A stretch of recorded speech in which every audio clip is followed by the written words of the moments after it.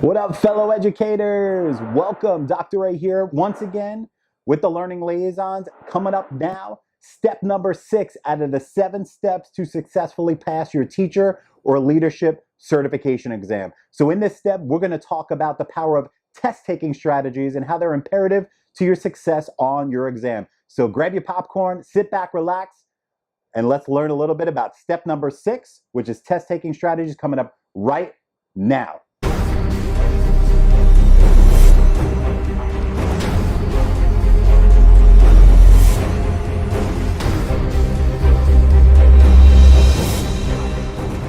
All right, welcome back. Well, let's jump into the deep end with no swimmies. Welcome back. Dr. A here once again. And before we continue, make sure you like, subscribe, and comment below what you think about this step, as well as the previous 5 steps that we went through. With that being said, if you did not see steps 1 through 5, make sure you go back and watch those because these run in accordance with each other, with the culmination coming up in the next video, which is step number 7. So let's dive into steps number 6, and we're going to talk about test-taking strategies. Now, you heard me in earlier videos talk about how your exam is a performance. I don't care what certification test you take. Doesn't matter if it's for leadership, for teaching, whatever. You need to understand something very, very, very important. I mentioned before that your exams are a performance. So let's take a step back and think about that for a little bit. I always like to equate this with athletes or musicians or actors and actresses, even educators like yourself in the classroom, or if you're an aspiring teacher, when you get in the classroom. So let's talk about athletes for a second, because that's an easy analogy. Whether you're a sports fan or not, I'm sure everybody's heard of, let's say, LeBron James, right? Do you think that LeBron James just wakes up in the morning, grabs a basketball, goes on the court, and he is just amazing from the get-go? Some of you guys are probably like, well, yeah, I watch basketball, and he's just, he's got the talent. No, it comes with practice. Do you know how many, if we had to guess, how many foul shots, how many three-pointers, how many plays did this guy run over years of his career in high school? And we all know he didn't go to college, he went straight to the pros. So high school to pros, how many times did he practice shooting? How many times did he practice running plays or any strategy to be successful at that sport? That goes for any sport, any actor, actress, musician, even teachers. You have to think of it this way. He has certain strategies that have made him elite. Now, he just doesn't try one thing and then throw it in the garbage. He has worked on the way to shoot the ball. He constantly works on it, works on his mechanics. If he needs tweaks, he probably has coaches and he changes that, but he always stays the course. When it comes to your teacher or leadership certification exams, you need to have proven, that's the key word, proven test-taking strategies in order to help yourself guarantee success. So what the heck does that mean? Some of you guys might be watching this and going, yeah, I'm in college or I've been through college. When I have to take a multiple choice test, I'll read the question, I'll look at the answers, I'll kind of cross one off I know is just whacked out. I'll go back and forth and read the question a couple times. I'll look for some keywords. I'll get it down to 2 answers. And then if I'm not really sure, I'll just go with what makes more sense to me. No, absolutely not. Whatever test you're taking, whatever state you reside in the United States, it's all the same. You need to have proven test-taking strategies. When I say proven, this is things that teachers work on that have shown success over the years. At this point in August 2020, when you're watching this video, when we launched this video, here at the Learning Liaisons, we've helped over 7,000 teachers on their journey of certification. That's on a wide array of exams. We started in Florida, and now we're doing Praxis. And we help them with strategies. You need to understand something. We'll get to a little more details here, is that these questions that you use in practice guides and study guides, the questions you see on the Real Deal exam. Let's talk about your Real Deal exam. I don't care if it's Praxis, FTCE, GACE, CBEST, Texas. Doesn't matter where you are in the country, it's all the same. The actual Real Deal exam, teachers, college professors, for the most part, get together in committees and they work on the standards in your state that say are going to be on their exam, and they work together to create content and questions, and they're professional test writers that formulate these questions. It takes these test writers, even people who put out good books. Now, obviously, there are a lot of test prep guides. I've seen them all that really have incorrect answers. Teachers tell us all the time, the explanations make no sense. Their answer keys are wrong, and it's just the way they teach, but that's a whole nother conversation. So you need to realize that good test prep guides or companies and the Real Deal exam, I'll talk about ETS, Pearson, whatever big testing company you want to insert there. People who professionally write questions, takes them about 10 to 15 minutes to write one question. Now, you might be thinking, what the heck takes so long, right? I make questions for my kids all the time. Now, I'm not knocking you if you make questions and quizzes and stuff for your kids, that's fine. But I'm talking about people who have been trained in the art of assessment. 10 to 15 minutes to make one question. Now, what the heck takes so long? Well, it's not the question itself necessarily. It's the formulation of the answers, because the answers have to be written, and I'm sure as an educator you heard these two words before. They have to be written in a way that are reliable and valid. Now, here at the Learning Liaisons, in our courses, we talk about our proven strategies like no swimming, no fishing, scavenger hunts, destination plan follow with our math director and our math courses. We have a lot of different strategies, proven successful, meaning teachers who consistently and diligently practice them equate to 90+% pass rates on our exams, and those who need a little extra help and they contact us, we work with them to make sure that we've got their back till they pass. But the point of this conversation is you need proven strategies. This is not back in the day when you're in college and you could rip through a test, go back and forth, skip answers, put an answer down, say, I'm gonna come back to it and read. No, you need to know what you're looking at. Get in the mindset of the test writer, right? You don't want to be sitting there as a test taker. You want to get in the mindset of the test writer, and it's not difficult, right? But it does take practice, and it's out of the norm of studying, right? This is what we teach here at the Learning Liaisons, for example, goes against, it's like people look at us when I do my live sessions, like at school districts or universities, I get to see them face to face versus doing things online and like, really? What, whoa, this is crazy. But then I show them how it works. It's like, oh my God.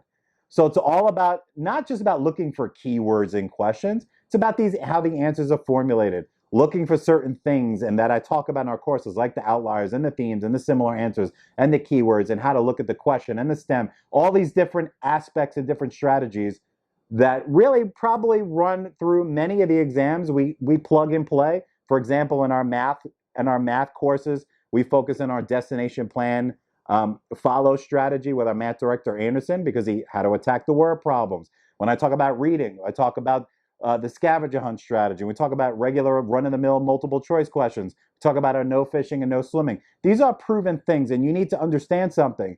And this is probably going to rub you the wrong way, especially if you failed your exams before. Remember, as I keep talking about all these videos, is that I'm on your side. I've been through this. One of the main reasons why I do what I do here at the Learning Liaisons is to help you, because you deserve better. You don't deserve to pay your testing company in your state over and over again for retakes. But you have to understand that there is no island out in the middle of the Atlantic or the Gulf of Mexico, or if you're on the West Coast out in the Pacific Ocean, there's no island in the middle of nowhere where there's a bunch of teachers and professors sitting around the fire going, let's see how we can screw teachers today and make such difficult questions and make their head pop off. I know some of you guys might think that, but that's a myth, right? There is no island somewhere where they're trying to think about how we can screw teachers. The thing is that you're being tested on skills and concepts that kids in grade level schools, 4th grade through 8th grade, or depending on what exam you're taking, right, that are learning right now, right? But however, the way these questions are written are at a higher level, meaning they're not the way they're going to be phrased for kids or high school kids or even college kids. They're going to be on an adult level with bigger vocabulary, bigger scenarios, things that make you think. But at the breakdown, at the bottom of it all, it's all the same skill. It's how you interpret it. It's how you process the question. This is not a race. This is a marathon, and you have to practice the right strategies so you get quick at them, so you can go out there with the confidence level through the roof and know that, hey, they're not going to trick me. They're not going to confuse me. I know the game. Now I'm going to get in the mindset of the person writing the question, and then a lot of clarity is going to come into play. Now, yes, there are going to be some questions if you have good strategies and practice things like we teach here at the Learning Liaisons, for example. There are going to be some really ridiculously hard questions where you're like, oh my God, I don't know what's going on. But remember, you have to pass these exams. This is not about getting an A. And I talked about that in some of the previous videos. We go into there's some strategies and things that really dive into that concept. I'm going to get into this video, but we talk about it on our video courses on our website. But you need to get in the mindset of the test writer. Now, as I mentioned in earlier videos, like I said, go back to the other steps, start from 1. If you're watching the stop, go start from 1 and progress through. But you need to understand that when it comes to, I don't care what exam you're taking, It's 80% strategy, 20% mental. I'm going to say that again. I know I said it in earlier steps. 80% mental, 20% content. Now, I don't care if it's a biology exam, social science exam, the GK here for our Florida peeps, Praxis Core, Praxis 2, whatever it is, Texas, I don't care what exam it is. It's all about strategy. Now, I'm not saying that content's not important. Of course, I'd be crazy if I said that. But the majority of it is strategy, meaning that you're able to dissect and get questions right without even really knowing the content if you're trained the right way. That's what makes us elite compared to any other test prep company out there is one, we've got the follow-up and we follow up with you individually depending on what course you sign up. We're here for you to ask questions in the courses in our private Facebook groups, which are free. You can check those out in the description below. But we've got your back and we're going to teach you how to beat the exam because it's not about getting an A. It's about passing the test and getting on to what is more important, which is teaching your kids. Because like I said earlier in the earlier steps, these exams are nothing but a speed bump, a check mark in a little tiny box to appease the good old state that you're in to make sure that you check the boxes on all your certification and then you do your coursework or your trainings or whatever to get that almighty certificate, professional certificate at the end of the game. But you don't want to get caught up in the performance aspect and beat yourself up when you fail thinking, oh my God, I got to memorize everything. The state's trying to steal my money. There's that island again in the middle of nowhere where all these people trying to get around a fire, roasted marshmallows thinking, how can we screw teachers today? That's not the case. You can do it. I know you can do it, but it's all about prepping the right way, about having that mental checklist, understanding how to analyze questions, working from the answers up. Go into that to detail in our boot camps and our video courses at thelearningliaisons.com. But remember, when we talk about athletes, musicians, actors, actresses, and even you teachers in the classroom, it's a performance. You got to work on your craft. You got to practice your strategies, whether it's how to shoot, how to pass the ball, how to throw a baseball, how to swing a bat, whatever it is, how to sing, how to play the piano. Everyone doesn't play the guitar the same way. They have strategies that make them successful. We've got the strategies we're here to teach you to make you successful. But once again, as I warned at the beginning of this video, this is not like in college, guys, where you can go out there, read the question a bunch of times, read the answers, whittle one out, whittle it down to two, and pick your favorite answer. You want to go in there with diligence. You want to go in there as the expert test taker and say, not today. I know what you're trying to do to me here, and I see those words. I see how these answer choices are laid out. I see how the question is. I know the key. All this stuff, you're not going to get me, and a lot more clarity is going to come into play when you look at questions. Like I said, all the exams you take, there are easy questions, there are average questions, and there are going to be some real difficult questions, whatever test you got to take.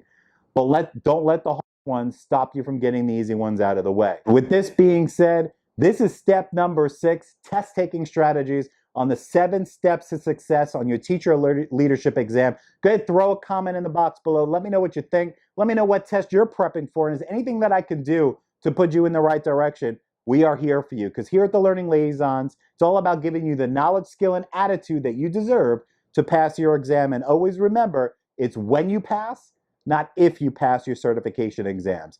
Dr. Ray here, CEO and founder of the Learning Liaison. I'm so happy that you spent the duration of these steps so far. Once again, if you didn't start with step number 1, go back and work your way forward, because you making it to step number 6 is telling me that you're a serious test taker. You don't want to deal with the BS on these exams. You want to knock it out and be over with it. So I will catch you in the culmination of these steps, step number 7, in our next video coming up real soon. Please make sure you like, comment, and subscribe. We're here for you at the Learning Liaisons.